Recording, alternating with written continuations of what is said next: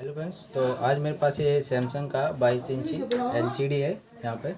और इसका model number देखिए, इसका जो मॉडल नंबर है LA22C350D1। और इसमें जो प्रॉब्लम है, जो हमारे सैमसंग का जो LED टीवी होते हैं जिसमें अमूमन जो फॉल्ट आता है हमारा जो रेयर इंडिकेटर है वो ब्लिंकिंग करने लगता है, तो वही इसमें प्रॉब्लम थी। और इसके बाद देखिए प्रॉब्लम का सलूशन बहुत आसान सा था, लेकिन ये जो इसमें प्रॉब्लम थी इसका मतलब जो फॉल्ट था वो ढूंढने में मुश्किल हो रही थी मेरे को, क्योंकि इसका जो रेड इंडिकेटर है वो ब्लिंकिंग करता था। LED हमारी स्टार्ट होती थी, उसके जस्ट बाद ये 2 सेकंड बाद बंद हो जाती थी, और फिर स्टार्ट होने की कोशिश करती थी, फिर 2 सेकंड बाद ये मेरी बंद हो जाती थी।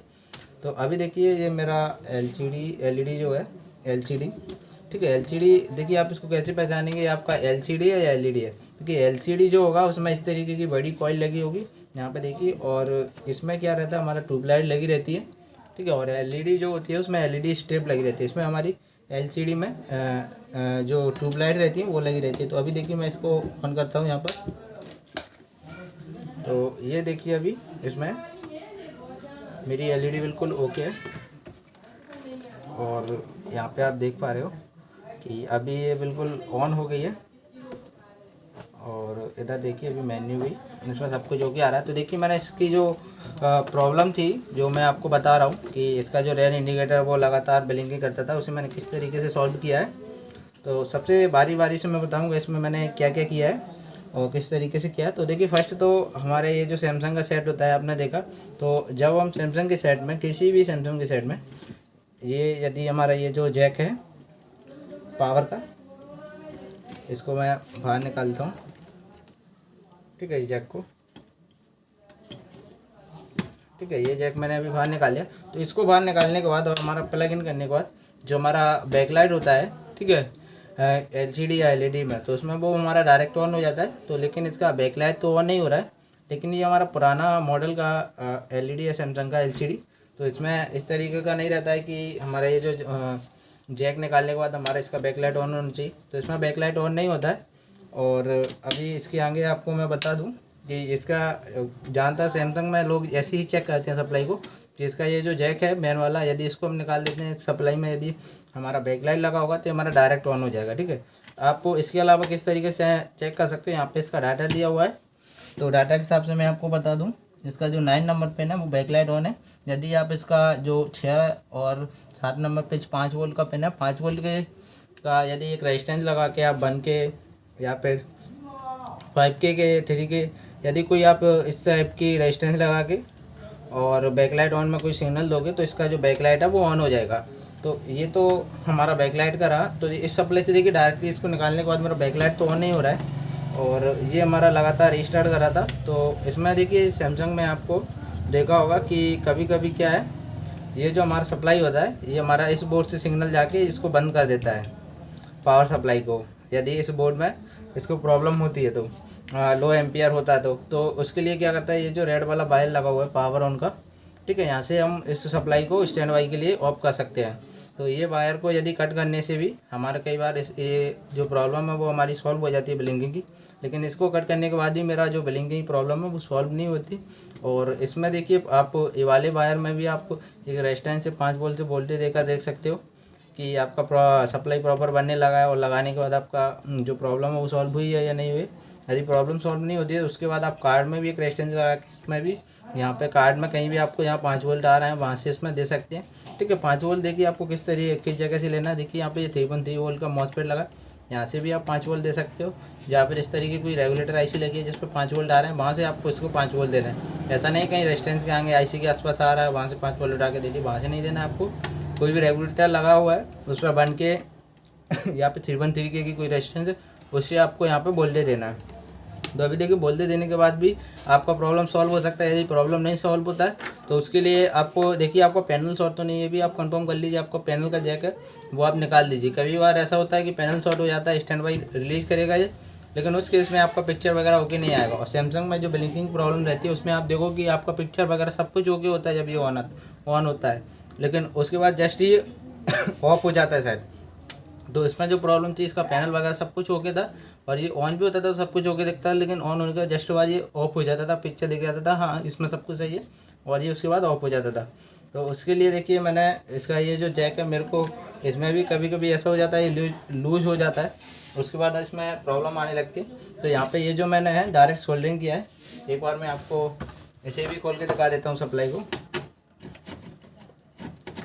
ठीक है, अभी इसको मैंने पूरी तरीके से पैक नहीं किया है। और अभी ये जो एलईडी है मैं 2-3 दिन टेस्टिंग कर चुका हूँ, बिल्कुल ओके हो गई है। तो यहाँ पे देखिए ये जो हमारी सप्लाई है इसमें ये जो वायर है इन्हें मैंने डायरेक्ट सोल्डरिंग किया है। ठीक है, सोल्डरिंग करने के बाद इसमें कई बार ऐसा होता है कि ये जो वायर हमारा यहाँ से रेजिस्टेंस बनता है और रेजिस्टेंस के कारण ये हमारा एम्पियर नहीं निकालती है सप्लाई, उससे भी हमारी इस तरीके की प्रॉब्लम आती है। तो ये मैंने वायर को डायरेक्ट सोल्डरिंग किया है, तो उसके बाद ही मेरा ये प्रॉब्लम जो था वो सॉल्व नहीं हुआ है। और इसमें जो देखिए जो मेन फॉल्ट था वो किस चीज़ का फॉल्ट था मैं आपको बता देता हूँ कि यहाँ पे आप देखोगे इसमें मैंने यहाँ पे भी ड्राई सोल्डरिंग किया है, यहाँ पे भी ड्राई सोल्डरिंग किया है, लेकिन यहाँ पे ड्राई सोल्डरिंग करने के बाद मेरा जो प्रॉब्लम वो जब भी सॉल्व नहीं हुआ।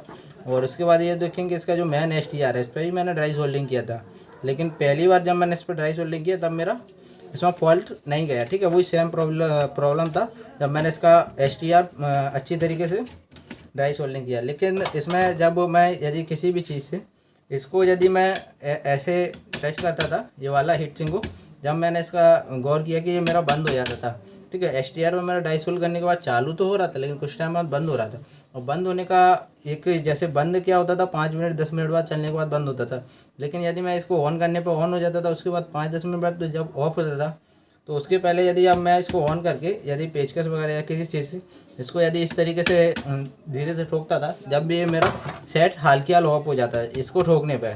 तो इसका मतलब जो है इसका STR था, मैंने अच्छी तरीके से ड्राई सोल्डरिंग किया था लेकिन फिर भी मेरा सेट ऑफ हो रहा था। लेकिन इसका जो STR है वो मैंने एक बार अच्छी तरीके से निकाल के और दोबारा अच्छी तरीके से जब मैंने इसी STR को मैंने STR चेंज नहीं किया, इसी STR को दोबारा इसमें इंस्टॉल किया और उसके बाद मैंने इसको चलाया। तो उसके बाद ये जो सेट है मेरा ओके हो गया। अभी इसका पावर केबल नहीं था तो इसमें मैंने सोल्डरिंग किया हुआ है यहाँ पे। ठीक है, कस्टमर ने पहले से इसमें सोल्डरिंग करके ऐसे ही चला रहा था, तो उसके पास भी केबल नहीं था, मेरे पास भी अभी केबल अवेलेबल नहीं थी, मैंने इसमें ऐसे ही सोल्डरिंग किया है। और इसका STR निकाल के दोबारा लगाने पर मेरा ये जो प्रॉब्लम था वो सॉल्व हो गया है। और इसमें मैंने ड्राई सोल्डरिंग किया था पहले, जब भी ये मेरा प्रॉब्लम सॉल्व नहीं होता। और अभी देखिए इसका जो वोल्टेज वगैरह है वो सब कुछ ओके है। पहले इसमें इस तरीके की प्रॉब्लम थी, इसमें जो 5 वोल्ट बन रहा था वो 5 वोल्ट हमारा इसमें जो हमारा ये जो वायर था कट करने के बाद इसमें जो 5 वोल्ट है वो चला जाता था और 12 वोल्ट जो है मेरा इसमें जो ओके रहता था। तो 5 वोल्ट ना होने पर भी हमारा जो सेट है वो ऑन नहीं होगा। अभी देखिए इसका एक पेज में लगा देता हूँ और लगाने के बाद मैं अभी देखिए, और ये जो फॉल्ट मैंने निकाला है उसकी मैंने 4-5 दिन अभी इस LED को 3 से 4 दिन यूज भी कर लिया है और मैंने अच्छी तरीके से चलाया LED को, ये को प्रॉपरली वर्क कर रहा है। तो यहाँ पे देखिए अभी मैं दोबारा इसको ऑन करके बताता हूँ आपको, और इसमें अभी कोई भी प्रॉब्लम नहीं आ रही है। हमारा जो LED है यहाँ पर ये अभी जैसे ऑन हो रहा है ये इसी तरीके से लगातार ब्लिंकिंग करता रहता था, उसके बाद एक बार पिक्चर आ जाता था फिर चला जाता था। अभी देखिए मेरा सीरीज में था, मैंने इसको डायरेक्ट कर दिया और यहाँ पे देखिए ये इस तरीके से जैसे ब्लिंकिंग करता है ना स्टार्टिंग में, जैसे यहाँ पे देखिए अभी इस तरीके से ब्लिंकिंग करता है, इसी तरीके से ब्लिंकिंग करता रहता था लगातार, जैसे अभी ये ब्लिंकिंग कर रहा है। ठीक है, और इसमें पिक्चर आता था इस टाइप से, फिर चला जाता था आने के जस्ट बाद, और ये ऐसे ही ब्लिंकिंग करता रहता था। स्टार्ट होने की कोशिश करता था, स्टार्ट नहीं हो पाता ये सेट। तो यहाँ पर देखा आपने ये जो प्रॉब्लम है स्टार्टिंग की वो भी हमारी ओके हो गई है।